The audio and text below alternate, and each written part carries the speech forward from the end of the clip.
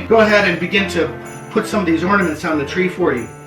Now again, each of these has a theme or a symbolic meaning, and they reach back all the way to the beginning of creation. So the first symbol we could put on here is the earth.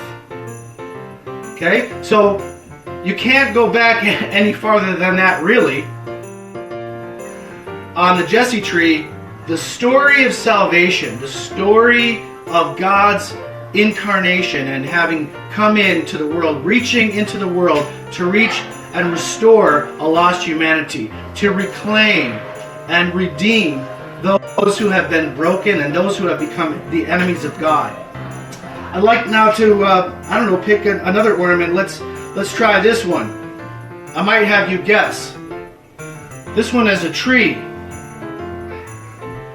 And if you know your Bible history, or perhaps if you're a Muslim and you know your Quran, because the Quran has a similar historical narrative as the Bible, you might recognize this as the tree of the knowledge of good and evil.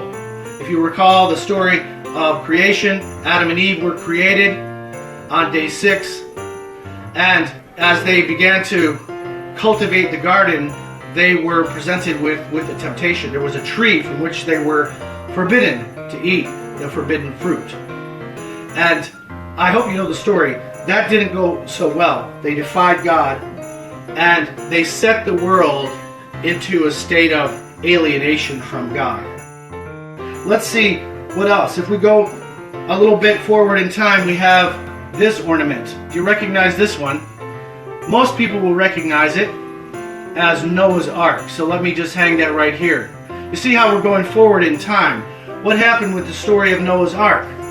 Well, it had everything to do with Adam and Eve and their rebellion against God and their banishment. It had everything to do with how the human race progressed, or I should say how it devolved, how it went into more and more chaos, more and more violence. So God put an act of judgment onto the world.